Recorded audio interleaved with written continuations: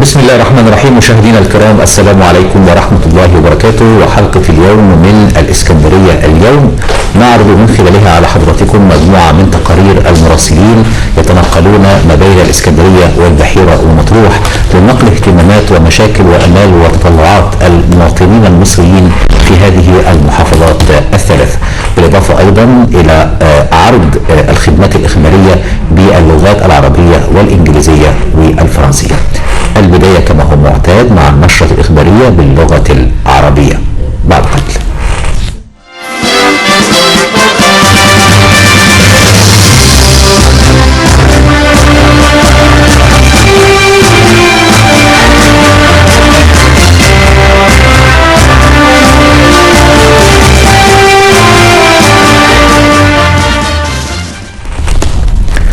في إطار زيارته إلى غينيا الاستوائية، عقد المهندس إبراهيم محلب رئيس مجلس الوزراء مساء أمس اجتماعا مع الرئيس الغيني الذي أشاد بالعلاقات التاريخية المتميزة التي تربط بلاده بمصر.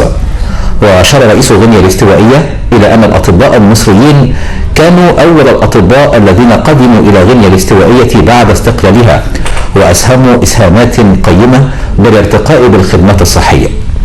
في هذا الإطار أعرب الرئيس نيجواما عن تطلع بلاده لتعزيز علاقات التعاون مع مصر في مجالات عدة منها الصحة والزراعة والبترول. ومن جانبه أعرب محلب عن شكره للرئيس الغني على الاستقبال الرسمي والشعبي الحافل، مشيدا بحرص قيادة وحكومة غينيا الاستوائية على تعزيز التعاون مع مصر. هذا وقد سلم رئيس الوزراء للرئيس الغني رسالة موجهة لسيادته من المستشار عدلي منصور رئيس الجمهورية التي تتناول سبل تعزيز العلاقات والصداقة بين البلدين. وتطرق رئيس الوزراء إلى شرح لتطورات الأوضاع بمصر والتقدم المحرز في تنفيذ بنود خارطة المستقبل بإجراء الانتخابات الرئاسية أواخر الشهر الجاري، بما يمهد الطريق لاستئناف أنشطة مصر داخل الاتحاد الإفريقي. وصل منظمو الحملات الدعائية لمرشحي الانتخابات الرئاسية السيد حمدين صباحي والسيد عبد الفتاح السيسي فعاليات حملتهم الدعائية بالإسكندرية وسط تواجد كبير من مؤيدي المرشحين. المزيد من التفاصيل والتقرير التالي للزميل ناصر حسين.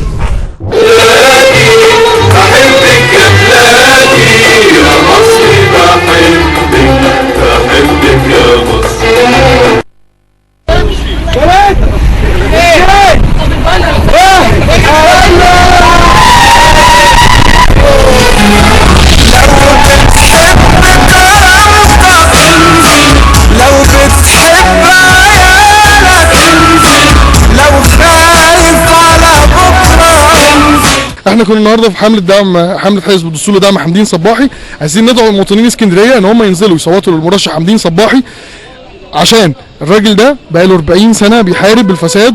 الراجل ده بقاله 40 سنه وسط الناس في الشارع، عارف مشاكل مصر بجد، عارف الفساد جاي منين، عارف الاصلاح ممكن يبتدي منين.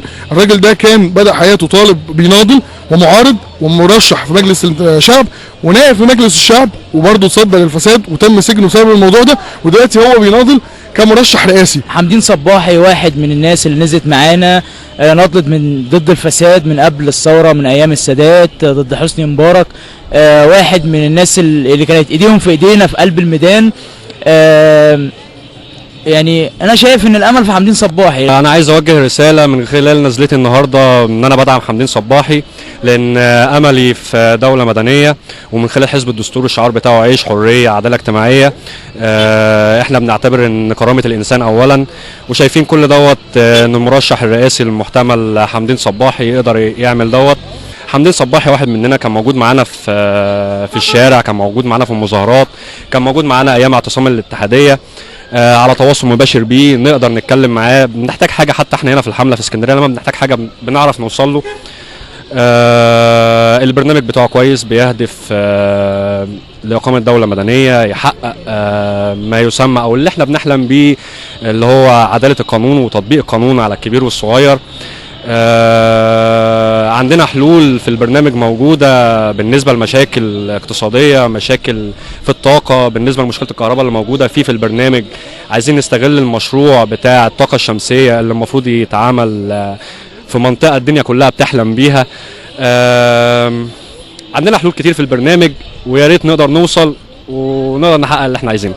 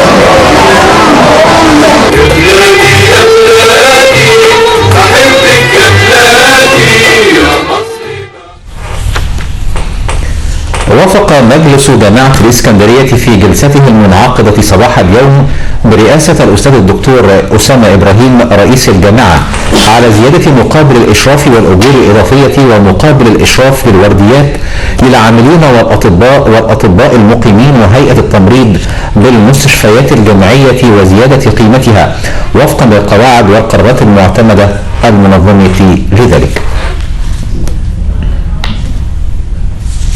استقبل اليوم الأستاذ الدكتور أسامة إبراهيم رئيس جامعة الإسكندرية رئيس وزراء مقاطعة كدا الماليزية والذي يزور الإسكندرية حاليا، وقد تم خلال اللقاء مناقشة التعاون في مجالات البحث العلمي وكيفية تبادل الخبرات التعليمية والبعثات الطلابية بين جامعة الإسكندرية ومقاطعة كدا الماليزية.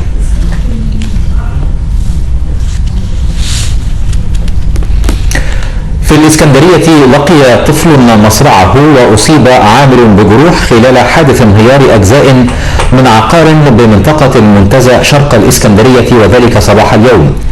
كان قسم شرطة أول المنتزه قد تلقى بلاغا بسقوط جزء من شرفة العقار رقم 20 شارع عمر بن عبد العزيز، وقد انتقل على إثره ضباط القسم وقوات من إدارة الحماية المدنية بمعداتهم، وبالفحص تبين أن العقار محل البلاغ مساحته حوالي 180 مترا مربعا، وهو بناء قديم ومشغول بالسكان يتكون من 6 طوابق متكررة بكل طابق شقتان.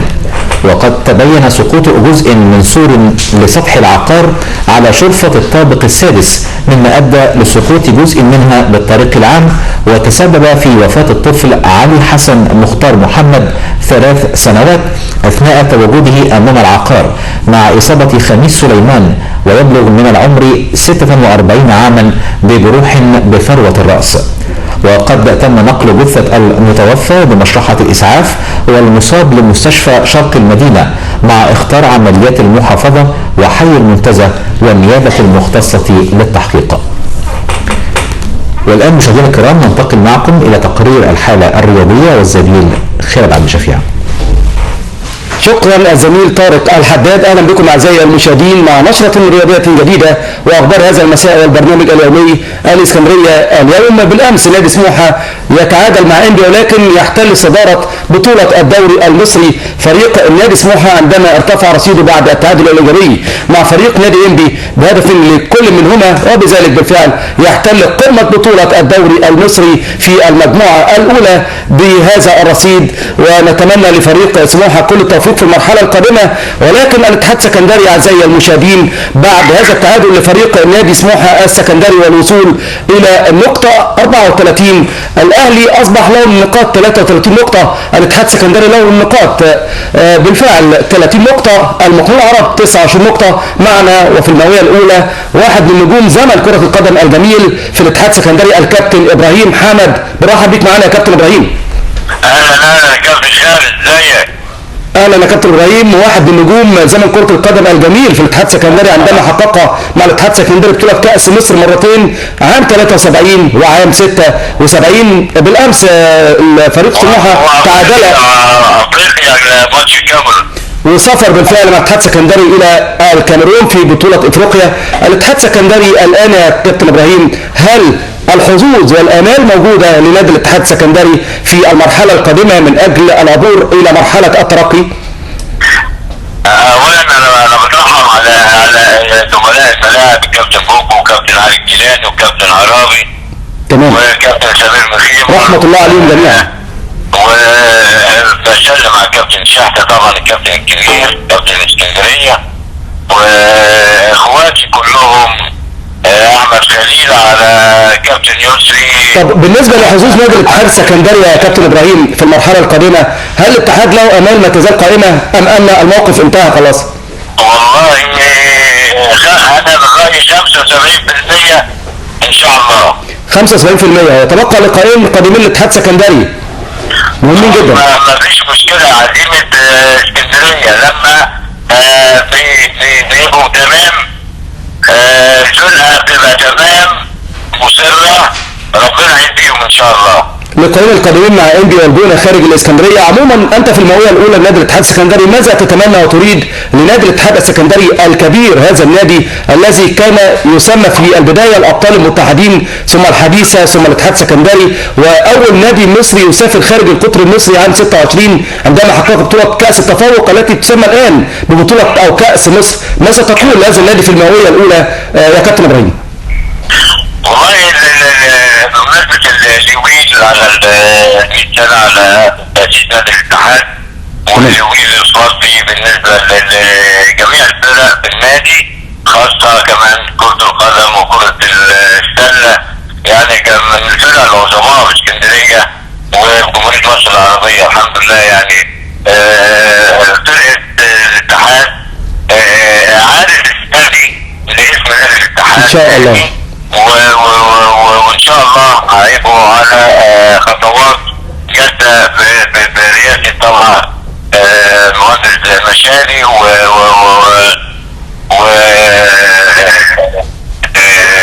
والنائب الكابتن عز حسين. عموما كابتن ابراهيم حمد، انت واحد من نجوم الاتحاد السكندري في جيل السبعينات الذي حقق بطولة كأس مصر مرتين عام 73 وعام 76، واعتقد يمكن اخر بطولة بالفعل رسمية وصلت الى الاتحاد السكندري كانت عام 76 وهي بطولة كأس مصر. نتمنى يا كابتن ابراهيم حمد ان يعود الاتحاد السكندري في الاعوام القادمة الى البطولات، ونتمنى اعزائي المشاهدين لفريق نادي سموحة كل التوفيق، خاصة انه الان يغرد على قمة بطولة الدوري المصري برصيد 34 نقطة قبل النادي الأهلي برصيد 33 نقطة، ولكن يتبقى النادي الأهلي لقاء الأحد القادم هنا في استاد المكسب الإسكندرية أمام غزل المحلة، وله من النقاط 33 نقطة. عموما فريق سموحة يتبقى له نقطة واحدة فقط على الأقل من أجل العبور إلى مرحلة الترقي ومن أجل اللعب على لقب بطولة الدوري المصري. نتمنى لفريق سموحة والاتحاد السكندري كل التوفيق في المرحلة القادمة، ومن يعلم عزيزي المشاهد قد يصعد الاثنين معا إلى مرحلة الترقي.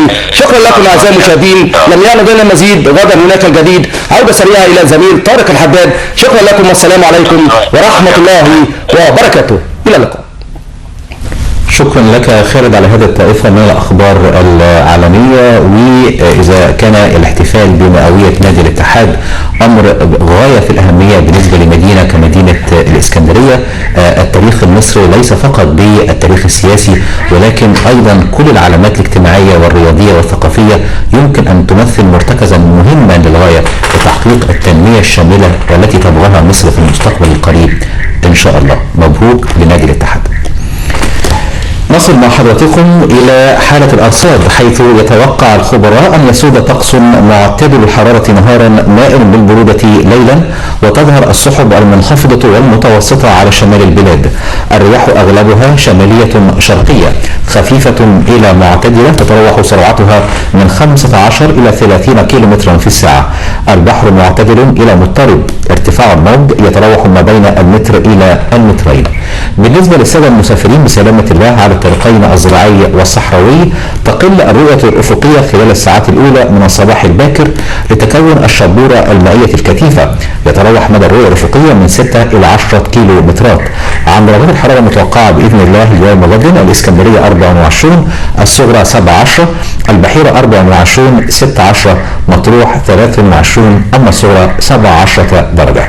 بهذا مشاهدينا الكرام نصل معكم إلى نهاية نشر الأخبار باللغة العربية. تابعونا فما زال لدي الكثير من خلال الإسكندرية اليوم.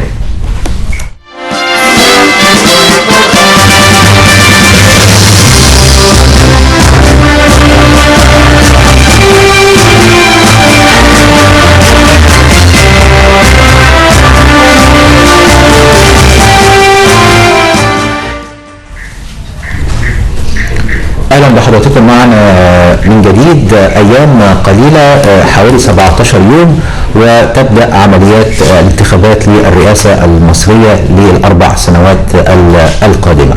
بالتاكيد المواطن المصري لديه رؤى، لديه تطلعات وطموح ومطالب مشروعه من الرئيس القادم. الزميل حسام السلموني تناول هذا الموضوع من خلال التقرير التالي.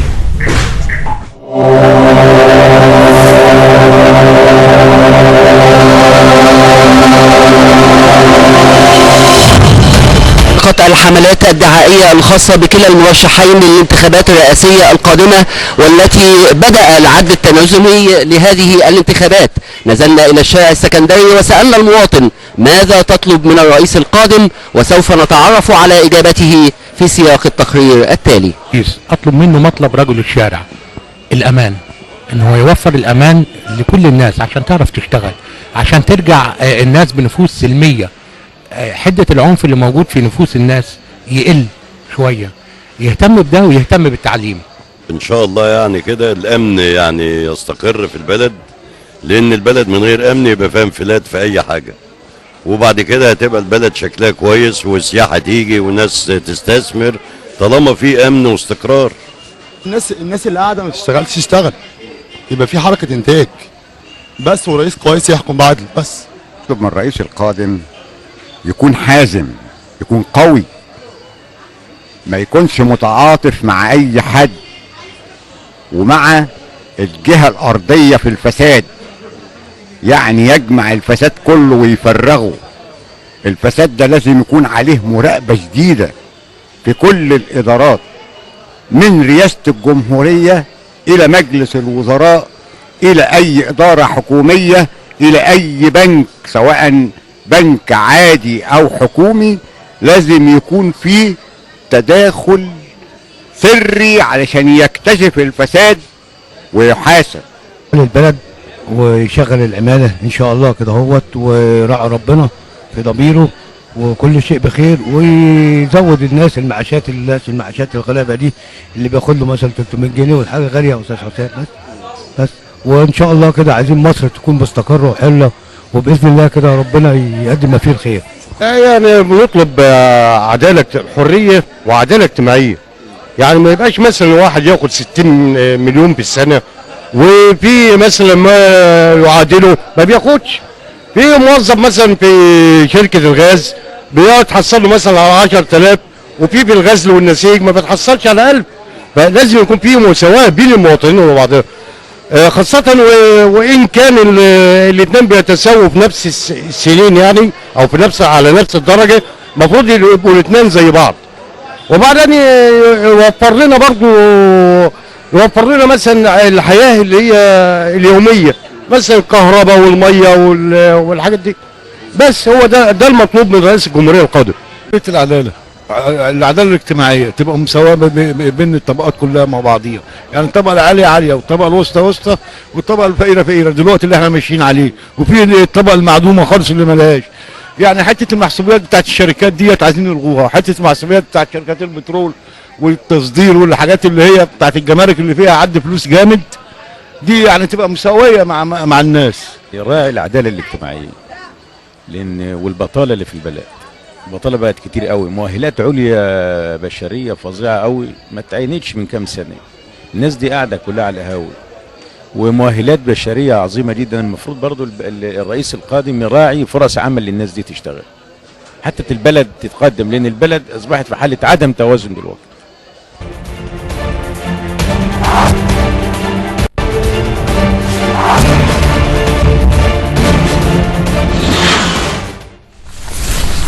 اهلا بحضراتكم معنا من جديد. الامن، التعليم، التشغيل، معالجه البطاله، الاستفاده من القوى البشريه الهائله، الحزم، القوه، الحيده، القضاء على الفساد في كل القطاعات، زياده المعاشات، مكافحه ارتفاع الاسعار، الحريه، العداله الاجتماعيه، وخاصه في توزيع الدخول بين قطاعات العمل في الدوله، ما يبقاش فيه تفاوت شديد وصارخ في الحقيقه مع نفس الشخص وربما نفس المؤهل وسيله التخرج، لان ده اشتغل في قطاع حكومي وده اشتغل مثلا في شركه بترول.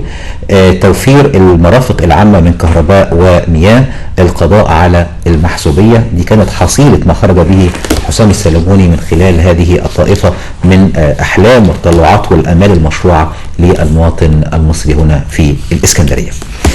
طيب، ماليزيا حققت تقدم كبير جدا في زمن يعتبر زمن معقول، زمن قياسي بالنسبه لخطوات التنميه، واللي كانوا زمان بيدرسوها لنا في الكليه ان التنميه عشان تتحقق محتاجه عشرات السنين. احنا النهارده عنصر الزمن عنصر مهم جدا في هذا الامر. النهارده الدكتور اسامه ابراهيم رئيس جامعه الاسكندريه التقى مع رئيس وزراء مقاطعه كداه بماليزيا، وقام بزياره للجامعه ضمن مخطط التعاون الاكاديمي والتعليمي في مختلف مجالات البحث العلمي. ماليزيا دوله اسيويه مهمه جدا، لها تجربه في التنميه محتاجه انها تدرس على كل القطاعات، ونتمنى ان يكون لنا ايضا تواجد اعلامي، مش فقط ان احنا ننقل رسائل، لكن محتاج جدا واحنا بنتكلم على اعلام تنموي واعلام اقليمي ان احنا كلنا نشوف هذه المقاطعات في كل الدول الافريقيه وكل النمور الاسيويه، الاستثمار، التعاون، الزراعه، الامن، ولكن ايضا الاعلام هو راس الحربه للتنميه. نشوف مع بعض التقارير والتغطيه التاليه للزميل علاء شرف.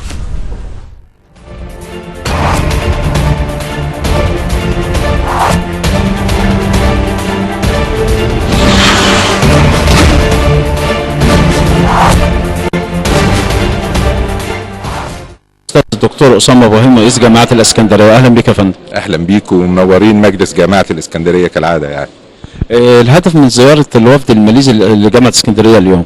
الحقيقه النهارده معانا وفد عالي المستوى من ماليزيا، وانتوا عارفين طبعا ان مصر بالنسبه لماليزيا تحتل مكانه عاليه جدا، مش بس نتيجه العلاقات القويه القديمه، ولكن حديثا مصر بتستقبل آلاف من الطلبة الماليزيين للدراسة في مجالات معينة زي مجالات الطب والصيدلة والأسنان.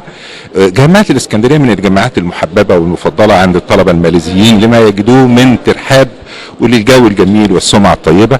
فالحقيقة هم عندهم أعداد كتيرة قد لا تستطيع الجامعة أن هي تستقبلها، فطلبوا مننا أن احنا ننتقل إلى ماليزيا وأن احنا نعمل نواة لفرع لجامعة الإسكندرية.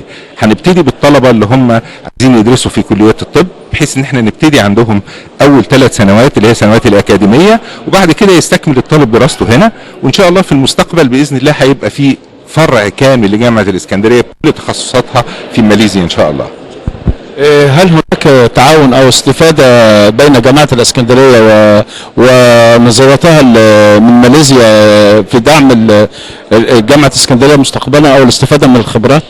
طبعا الحقيقه برضو وجود فرع جامعه الاسكندريه في دوله ماليزيا مش بس هيزيد العلاقات بين البلدين، الحقيقه احنا يمكن بنشكر الازهر الشريف لان هناك مجرد ان يذكر اسم مصر يرتبط تماما باسم الازهر، فاحنا نفسنا ان شاء الله عندما يذكر الاسم العلمي لمصر تذكر جامعه الاسكندريه، كأن هي انت بتخلق دلوقتي سفراء ليك في بلد نامي، ومش بس هيبقى في ماليزيا تقدر تستفيد بكل البلاد المحيطه ان يقدروا يجوا يدرسوا، لان بالذات الدراسات الطبيه صعبه جدا هناك وصعبه، والناس ما بيحبوش يبعتوا اولادهم لبلاد اوروبيه خوفا من اختلاف الثقافه، انما وجود ثقافه اسلاميه وبلد متفتح وبلد متحضر زي مصر، الحقيقه ده يعني انا شايف ان ده هو ده اللي بيسموها السوفت دبلوماسي او الدبلوماسيه الناعمه يعني.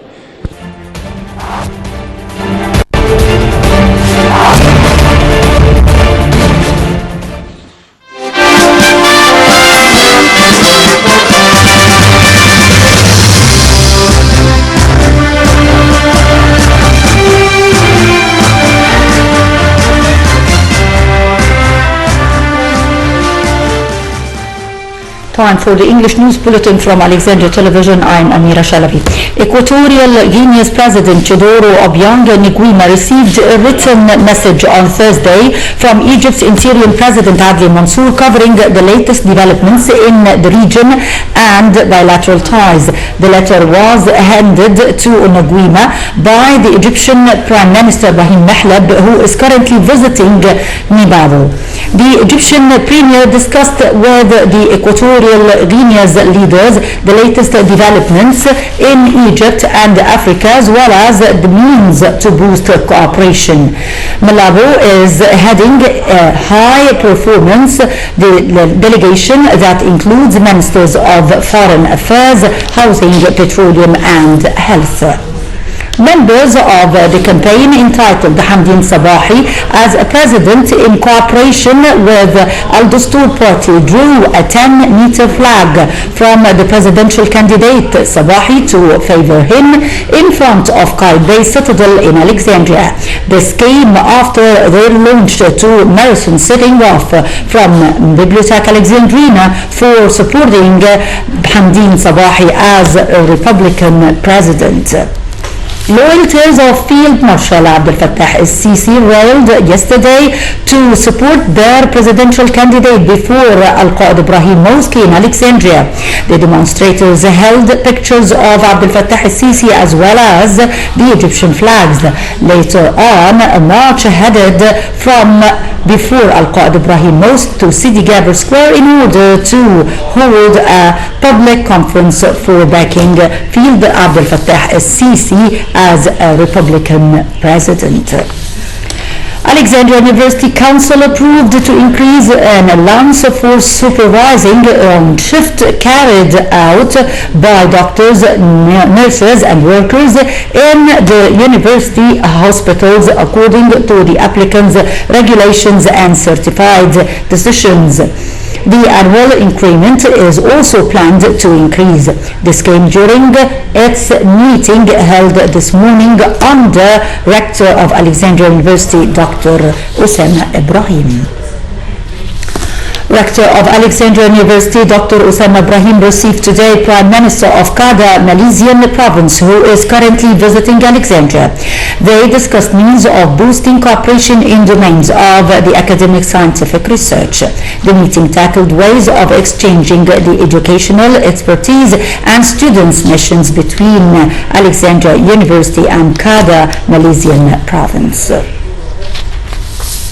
Parts of a building collapsed this morning in Al-Muntazah district. The accident left one child dead and one labor injured.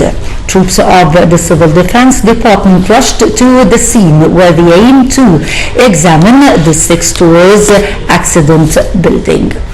Finally, a look at tomorrow's weather forecast. Moderate weather is expected to prevail during the daytime, turning slightly cold at night. Wind direction is northeast with a speed ranging from 15 to 30 kilometers per hour. The sea is moderate with its wave height ranges from 1 to 2 meters. Visibility extends from 6 to 10 kilometers. Expected temperatures in some cities for tomorrow. Alexandria recorded a high of 24, Alof 17, Matruh 23, 17, Bahira 24. The minimum will be 16.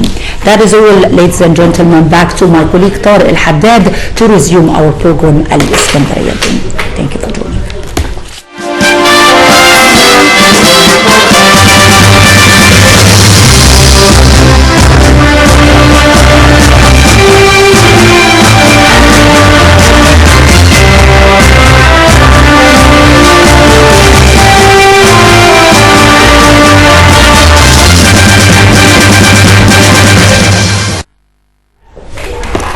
اهلا بحضراتكم معنا من جديد. منذ ايام الدكتور شوقي علام مفتي الجمهوريه قام بزياره لمحافظه البحيره لافتتاح محكمه الرحمنيه، وايضا وضع حجر الاساس لمحكمه دمنهور. الزميل علاء شرف كان هناك ووفانا بهذه التغطيه لزياره مفتي الجمهوريه.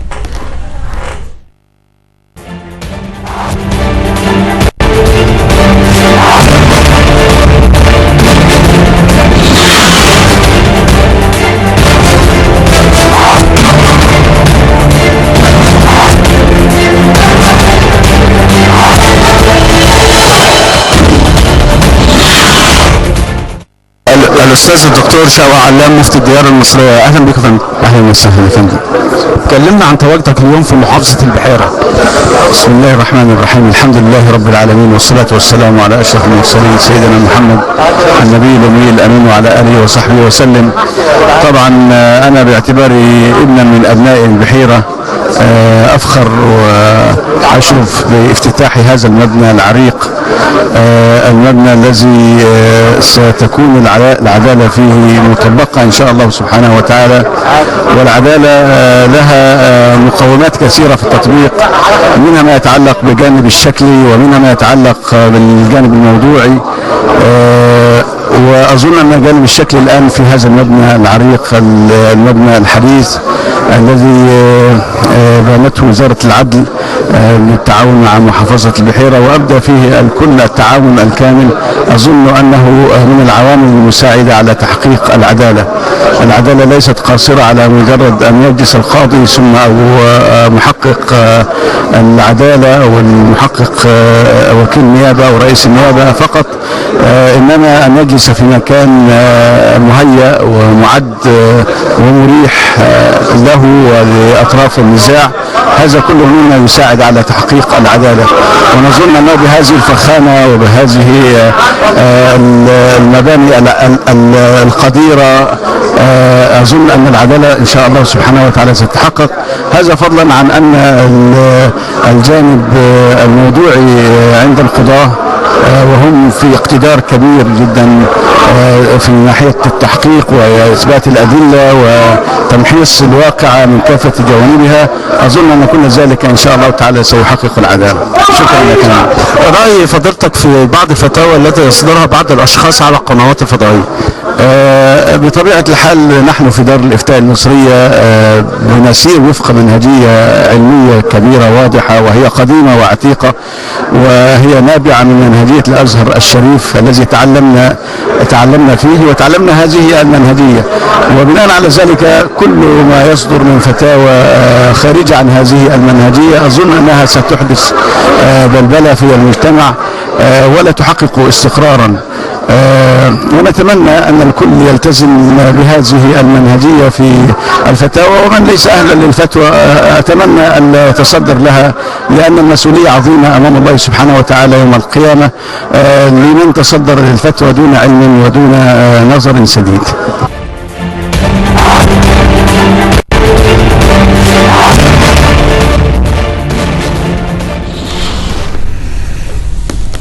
الفتوى مسؤولية كبيرة أمام الله سبحانه وتعالى، وأي مسؤولية هي كبيرة أمام الله سبحانه وتعالى. ضمن توجيهات رئيس الوزراء المهندس إبراهيم محلب لوزير التنمية الإدارية بعمل نوع من استطلاع الآراء لتقييم أداء المحافظين كل في محافظته وفي موقعه.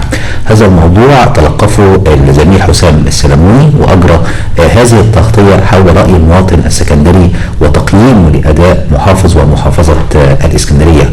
نشوف مع بعض هذا التقرير. مشاهدي برنامج الإسكندرية اليوم، انطلاقا واستنادا إلى توجيهات السيد المهندس إبراهيم محلب رئيس مجلس الوزراء وتوجيهاته الخاصة للسيد اللواء عادل لبيب وزير التنمية المحلية بعمل استطلاعات رأي حول أداء السادة المحافظين في المحافظات، خرجنا بكاميرا اسكندرية اليوم إلى الشارع السكندري لنتعرف على آراء المواطن السكندري حول أداء السيد محافظ الإسكندرية. والله أنا ما شفتش حاجة حلوة ولا حاجة وحشة عشان خاطر أقول لك راضي أو مش راضي. يعني لا مؤاخذه في اللفظ، الزباله زي ما هي، ما فيش اي جديد خالص، الزحمه زي ما هي، الشوارع مش عارف تمشي فيها من كتر الازدحام، البياعين اللي قفلوا شارع مصطفى كامل وقفلوا جميع الشوارع كلها اتقفلت، العربيات اللي مركونه يمين وشمال ديت. انا راجل احترمته جدا جدا ايام ما كان محافظ وادي جديد، حبيته قوي قوي قوي محافظ البحر الاحمر. مش عارف هل اسكندريه عليها ضغوط زياده قوي قوي انها تبقى عليك كتير قوي. امبارح في حوار في احد المحطات الفضائيه كان في مداخله مع واحده من حي المنشيه بتقول له الباعه الجائلين والدنيا زحمه جدا، انا ساكن في المنشيه ومش عارفين نمشي والحياه صعبه جدا جدا.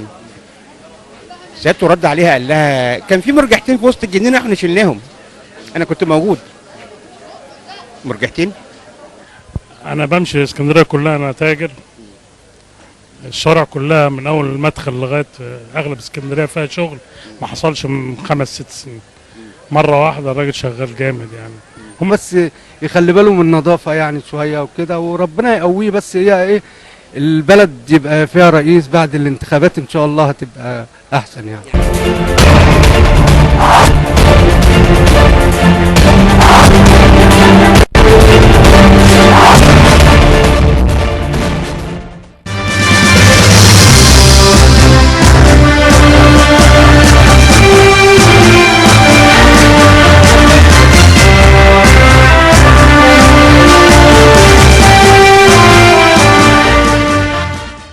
Mesdames, Messieurs, bonsoir. Dans le cadre de la visite du Premier ministre, Ibrahim Mahlab au Guinée équatoriale, les ministres égyptiens qui accompagnent le Premier ministre ont tenu des réunions de concertation avec leurs homologues équato-guinéens sur la coopération bilatérale. Le ministre des Affaires étrangères, Nabil Fahmi, a examiné avec son homologue équato-guinéen les relations bilatérales, l'évolution de la conjoncture sur la scène régionale et africaine, ainsi que la situation en Égypte et l'application continuelle de la feuille de route. Les ministres de l'Agriculture, du Pétrole, de l'Habitat, de la Santé ont examiné un nombre de projets conjoints avec leurs homologues, touchant tous les domaines de coopération. Le président de la Guinée équatoriale, Teodoro Obiang, a reçu un message du président par intérim, le conseiller Adil Mansour, remis par le Premier ministre Ibrahim Mahlab lors d'une rencontre tenue avec Obiang au palais présidentiel à Malabo.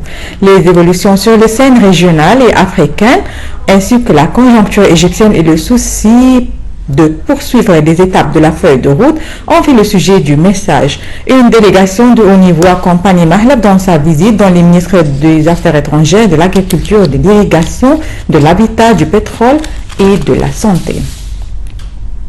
Les membres de la campagne officielle de Hamdine Sabahi, en collaboration avec le parti Al-Destour et la tendance populaire à Alexandrie, ont dessiné un drapeau pour le candidat à la présidentielle à la place de la citadelle Koït Bey à Alexandrie. Un drapeau de 10 mètres de longueur a été dressé. Les membres de la campagne ont également levé des photos du candidat Sabahi et ont distribué des publications qui contiennent certains points importants de sa plateforme. Une marche a commencé de la place de Koït Ibrahim vers Sidi Geber hier soir pour déclarer le soutien au candidat présidentiel, le maréchal Abdel Fattah el-Sisi, et tenir en place une conférence publique qui a duré jusqu'à minuit. La campagne électorale du candidat al-Sisi a annoncé les points les plus importants de son programme. Le conseil de l'université d'Alexandrie a approuvé dans sa séance tenue ce matin l'augmentation du salaire de certains travailleurs, médecins et infirmières dans les hôpitaux universitaires, et ceci selon les règles adoptées par l'organisation. A présidé la séance le recteur de l'université d'Alexandrie, le docteur Essama Ibrahim. Le recteur de l'université d'Alexandrie, le docteur Essama Ibrahim, a également reçu le premier ministre de la province malaisienne, Kedah, qui visite Alexandrie actuellement. Au cours de la réunion, on a discuté des moyens de coopération dans les différents domaines, surtout les recherches scientifiques. La mort d'un enfant, la blessure d'un employé à cause de l'effondrement du parti d'une propriété à la région de Montaza ce matin, à l'est d'Alexandrie. L'ancienne propriété est sur une superficie de 180 mètres et se compose de 6 étages occupés. L'incident est sous enquête par les autorités compétentes. Et enfin, les experts prévoient pour demain un temps modéré le jour et tendant à la froidure pendant la nuit. Le vent soufflera du nord-est à une vitesse qui atteindra les 30 km à l'heure. La mer sera calme et la hauteur des vagues variant entre 1 et 2 mètres. Quant aux degrés de température prévus pour demain, Alexandrie 24-17, Behra 24-16 et enfin Marseille 23 et 17. Ainsi, mesdames et messieurs, nous arrivons à la fin de notre journal. Merci de nous avoir suivis et retour à notre programme quotidien Alexandrie aujourd'hui et notre collègue Torel Haddad. Merci, bonsoir.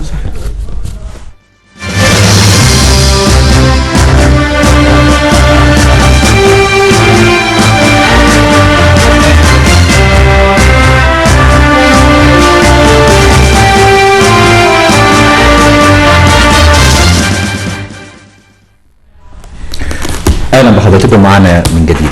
التقسيمات الاداريه للمحافظات وكان الهدف منها وعمل اقاليم اقتصاديه زي اقليم الاسكندريه اللي بيشمل 3 محافظات هي الاسكندريه والبحيره ومطروح لغرض التنميه الاقتصاديه الشامله لهذه المنطقه اللي تجمعتها كلها بعض الخصائص ونوع من التخطيط على مستوى اقليمي لتحقيق التنميه للمواطن في هذه الاماكن. توجهنا نحو بالذات في الاسكندريه توجهنا نحو الغرب بالتحديد دون الشرق ودون الجنوب، وعلى مستوى التنميه العمرانيه والتنميه الاقتصاديه امر في غايه الاهميه، لان توجهنا نحو الغرب نحو الشرق او نحو الجنوب معناه اعتداء اكتر من اللي حصل على الارض الزراعيه، بالاضافه للوضع الجغرافي اللي فيه مدينه او محافظه الاسكندريه.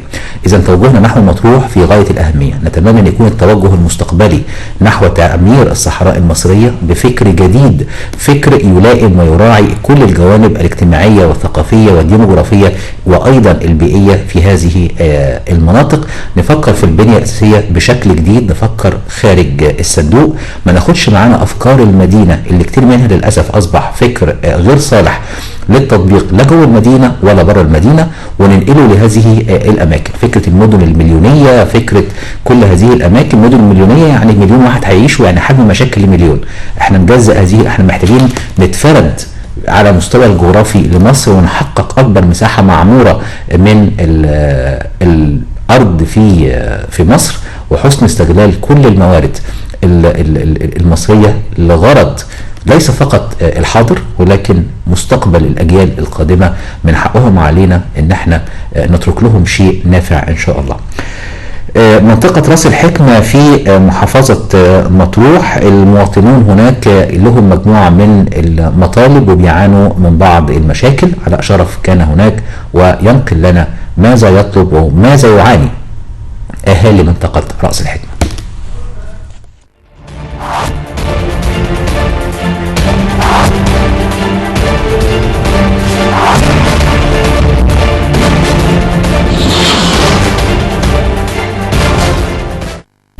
حاج سلطان الزعيري كلمنا عن اهم المشاكل اللي بتواجه منطقه راس الحكمه. هو المشكله الموجوده حاليا في راس الحكمه هي مشكله الميه.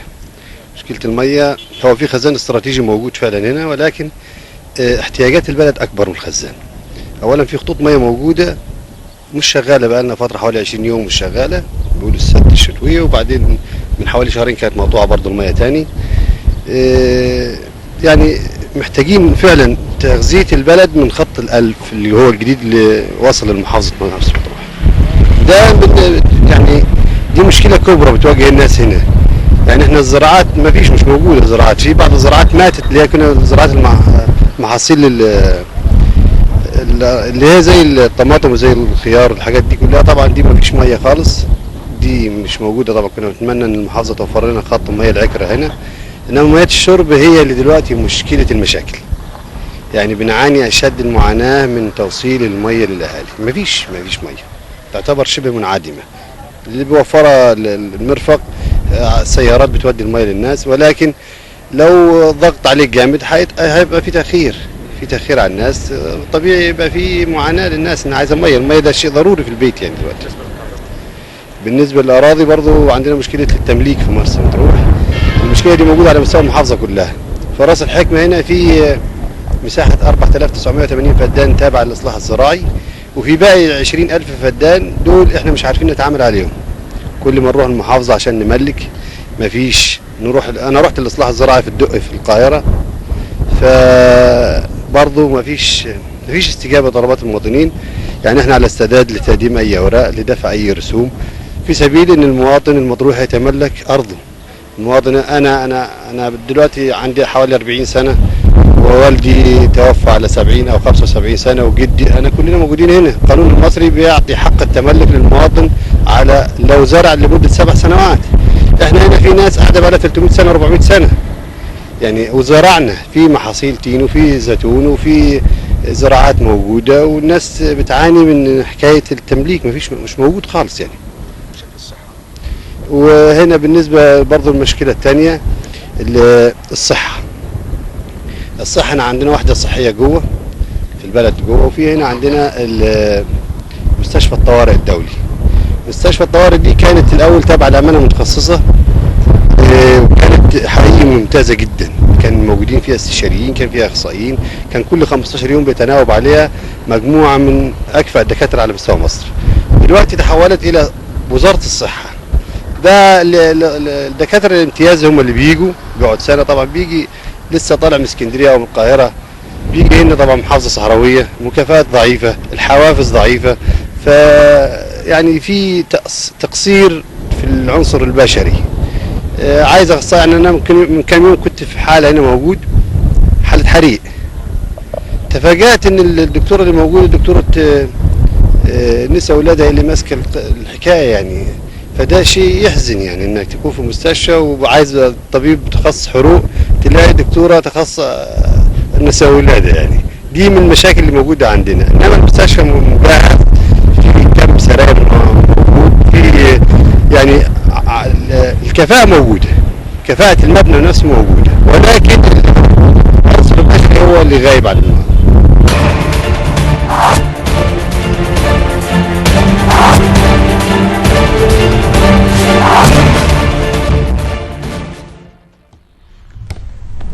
الضيف الكريم اللي كان على الشاشة من شوية سلطان الشيخ من أهالي منطقة رأس الحكمة، فهي عرض لمشكلتين مهمين جدا، هي مشكلة المية، سواء المية الخاصة بري المزروعات أو مياه الشرب.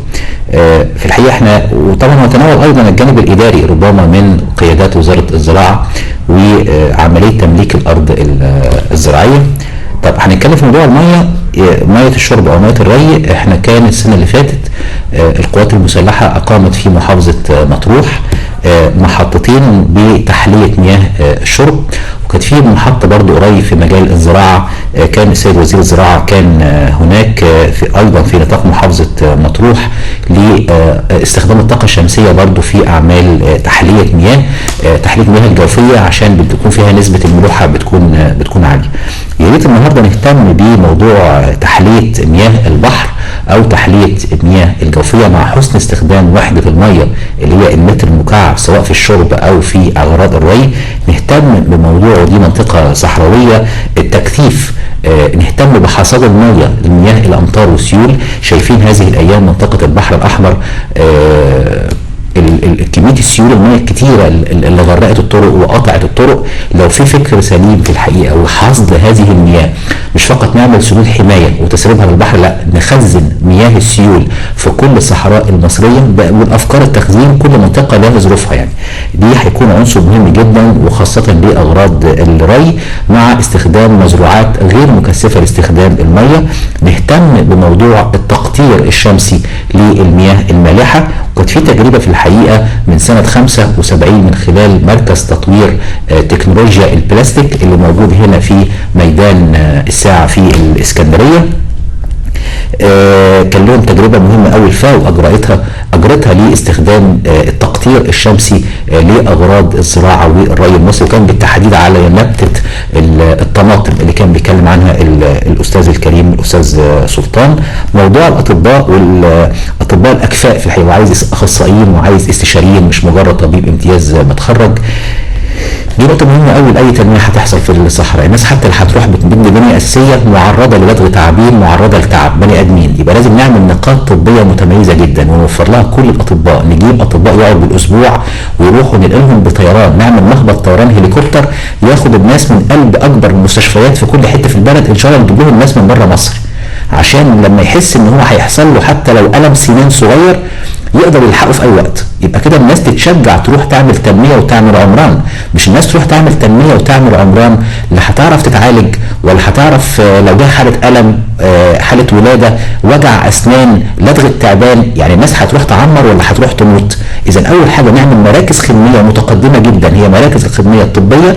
بعد كده الناس تتشجع، هتبقى امنه على حياتها، لو حصل لها اي شيء هتجد اكفأ الاطباء. ما نروحش طبيب يقعد هناك مقيم، يروح يقعد روتيت، يروح يقعد اسبوع، كل ان شاء الله شهر شهرين ثلاثه، ويروح فريق طبي كامل من كل التخصصات يروح يقعد هناك، ونعمل لهم فندق عالمي يقعد فيه باحترام وياخدوا مقابل نقدي ومادي. اذا النقاط قايمه على توفير خدمات صحيه. الناس عايزه صحه قبل ما عايزه ميه ونور. النور هنحط طاقه شمسيه، الميه هنتصرف وهنجيب ميه في جراكن في عربيات في اي حاجه، لكن الصحه مرتبطه بحق الوجود الانساني.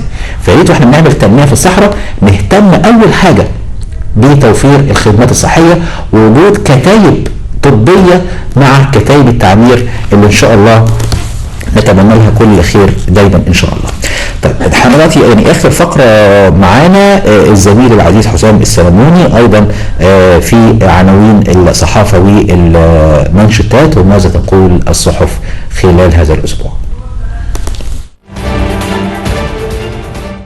أعزائي المشاهدين، وهذا هو موعدنا وفقرتنا الأسبوعية ماذا قالت الصحافة، واستعراض لأهم المانشيتات والعناوين التي طلعتنا بها الصحف القومية والمحلية. ومعنا الكاتب الصحفي الأستاذ عبد الرحمن خليفة. أستاذ عبد الرحمن، أهم المانشيتات الأسبوع ده إيه؟ بسم الله الرحمن الرحيم. في جريدة الأهرام المسائي، منظومة متكاملة للقضاء على مشكلة القمامة بالإسكندرية. الخبر الثاني معانا توزيع 5000 صندوق قمامة على المنازل بالإسكندرية. الخبر الثالث، الاسكندريه تستقبل السيف باطنان القمامه، وزيره البيئه الفصل من المنبع اول خطوات التخلص من نقمتها. طبعا الثلاث اخبار دول يخص محافظه الاسكندريه، واخبار ثانيه كتيره جدا تخص المنظومه ديت. السيد المحافظ اعلن في جميع وسائل الاعلام ان في محافظه الاسكندريه منظومه جديده دلوقتي مطبقه، يعني مش لسه هتطبق، لا اتطبقت خلاص. منها 5000 صندوق قمامه هيتوزع على المنازل في حي الشرق وحي وسط وحي المنتزه والعجمي. جميع الصناديق ديت بداخل المنازل 5000 صندوق اتكلفوا على الدوله مليون جنيه. العربيات بالليل هتيجي تاخد الصناديق ديت. بعد كده هو برضو قال لك في 50 صندوق قمامه هيوضعوا على محطات الترام. صناديق برضو سله مهملات هتكون بداخل الترام. هيوزعوا الصناديق على الاسواق وخاصه سوق البكوس وسوق كليوباترا. هتيجي ترام مكشوفه تاخد الصناديق دي بالليل الساعه 12 بالليل توديها للشركه اللي هي معنيه بنظافه الاسكندريه. ليه؟ لان المحطات اتملت زباله حضرتك، واحنا طبعا زعنا الاخبار دي كذا مره من قبل، ولكن المنظومه زي ما هي ما اتغيرتش. عندنا الوزيره ليلى اسكندر جت اسكندريه هنا، شافت الزباله في اسكندريه، قالت لك الزباله دي نقمه على المجتمع اللي سببت امراض كتيره جدا. احنا كنا مفكرينها نعمه وهتجيب لنا دخل وهتشغل عماله، ولكنها نقمه. لما وزيره البيئه ذات نفسها تقول ان الزباله في اسكندريه نقمه، ما المحافظ بيقول ايه في وسائل الاعلام؟ وبالمنظر اللي احنا شايفينه في اسكندريه دوت، احنا ما شفناش الزباله ديت الا في العصر ده. جميع وسائل المواصلات كمامه اللي بقول لك هيعمل 2.5 مليون ملصقات تتحط على المنازل وتتحط على الشركات للارشادات عن منظومه الزباله. فين هي منظومه الزباله؟ احنا ما شفناش حاجه. كل اسكندريه النهارده ما شاء الله اطنان اطنان اطنان من الزباله، وفي 98 عربيه سياره موجودين في محافظه الاسكندريه لرفع القمامه، اداهم للشركه المعنيه بنظافه الاسكندريه. احنا بنسال السيد المحافظ هل دول هديه من المحافظه للشركه اللي هي معنيه وبتاخد الفلوس من محافظه الاسكندريه مقابل رفع الزباله، ولا دول بيشتغلوا لحساب مين؟ احنا ده السؤال اللي بنوجهه للمحافظ. الخبر اللي بعد كده عندنا خبر بالنسبه للشباب، ما اعرفش خبر هيساعدهم ولا يعني ايه بالظبط. نقرا الخبر. في جريده المساء: على مسؤوليه وزاره الاسكان اسعار شقق متوسطه الدخل تبدا من 200,000 الى 300,000 جنيه. طبعا 300,000 جنيه 300,000 جنيه للشباب، ودول محدود الدخل ومتوسط الدخل. الدوله ممثله في وزاره الاسكان والمجتمعات العمرانيه الجديده عملت يعني حاجه جميله جدا للشباب، بتفرح الشباب اليومين دول، بتقول لهم انا عملت لكم شقق، الشقه هتتكلف عليك 300,000 جنيه، هنسلمك الشقه كامله متكامله مش هتحط فيها مسمار. هل الشاب يسمح له ان هو يوفر هذا المبلغ؟ ده كمان ايه، دي بتطلب منه 30,000 جنيه مقدم، والمنظومه ديت على 10 سنين. شوف حضرتك ال10 سنين دول هيعملوا فوائد قد ايه. وفي يخص اسكندريه في الموضوع دوت برج العرب، في برج العرب حضرتك الشاب هيتجوز في برج العرب، فين الشغل وفين المواصلات وفين ال 300,000 جنيه اللي هو هيدفعهم ثمن الشقه عشان يتجوز فيها. الخبر اللي بعد كده عندنا الخبر في المساء الاسبوعي: اهالي العصافره يطالبون بالتعويض، محافظ الاسكندريه باع السكان واجر الارصفه. شارع المعهد الديني حضرتك الشارع دوت يسكن فيه وحواليه 250,000 نسمه. الشارع زحمه جدا. السيد المحافظ قرر ان هو يزحم الشارع اكتر مما هو فيه، حط اكشاك للباعة الجايلين اللي هم راحوا له واتفقوا معاه وقال لهم انا هبيع لكم الكشك ب 8,000 جنيه. طب سعادتك عندك سوق موجود كامل متكامل وموجود هناك في سوق 30 شغله. لا هو اقر مع الاحياء حط الاكشاك ديت على الرصيف من الجنب الشمال ومن الجنب اليمين. الشارع اتزحم بطريقه مهينه جدا للمواطن. الرحمن ما فيش خبر عن الانتخابات الرئاسيه؟ طبعا عندنا خبر يعني باختصار شديد جدا. العليا تعلن مواعيد التصويت وضوابط الدعايه الانتخابيه. الاهم حاجه في الموضوع دوت 500 جنيه غرامه للامتناع عن التصويت. طبعا دوت قانون موجود بس غير مفعل، ولكن المره دي ان شاء الله الدوله بتقول لك انا هفعل القانون دوت، غرامه 500 جنيه لكل من يمتنع عن التصويت. انزل قول رايك بصراحه، انتخب اللي انت شايفه اصلح للبلد. بعد كده هو الطالب منه اللي انت عاوزه واللي انت شايفه لصالح البلد اطلب منه، بدل انت ما تنزلش وتقول والله انا عارف صوتي رايح فين وصوتي هيجي. حاجه المشاركه، شارك وقول رايك.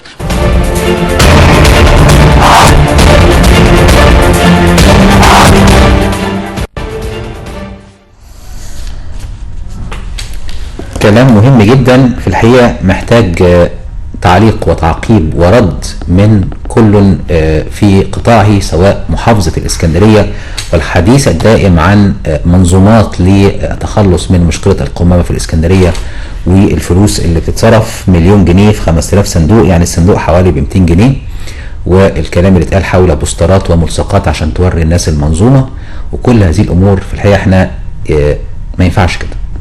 مستوى النظافة العامة في الإسكندرية في غاية السوء، سيء إلى درجة لا يتصورها إنسان في الحقيقة، تشكل تهديد حقيقي للصحة العامة والتنمية في المدينة. موضوع الشقق ب 300,000، يعني الشاب لما ياخد 1500 جنيه ده مرتبه، المفروض ده متوسط الدخل، يعني الشاب عشان يدفع 300,000 دي محتاج حوالي 200 شهر ياخد مرتبه، والأسعار ثابتة، لا هياكل ولا يشرب ولا يتحرك ولا أي حاجة. اهله هيصرفوا عليه عشان يعملوا شقه ب 300,000، ودي شقه من متوسطي الدخل. الحقيقه قضايا حاسمه جدا وقضايا في غايه الاهميه. السيده وزيره البيئه لالا اسكندر لما تقول ان الوضع البيئي في اسكندريه وضع كارثي بهذا الشكل، اما حضرتك عملتي ايه؟ حضرتك وزيره بيئه وحضرتك اصلا من المجتمع المدني وليك دور مهم جدا في مشكله معالجه القمامه في منطقه منشيه ناصر، واتعمل هناك نقابه للعاملين في مجال النظافه بين قوسين الزبالين، ولهم تجربه تنمويه بتدرس في العالم. يعني حضرتك يعني عندك خبره بهذا المجال، لكن لما وزيره البيئه تيجي اسكندريه وتقول ان الوضع في اسكندريه كارثي، اما نطلب من مينة الوزير البيئه اللي هو معني بقضيه القمامه يقول لنا يساعد يقدم الرؤى. حضرتك وزير الدوله لشؤون البيئه، ماذا فعلتي للبيئه في الاسكندريه؟ بشكركم في ختام هذه الحلقه، والسلام عليكم ورحمه الله وبركاته.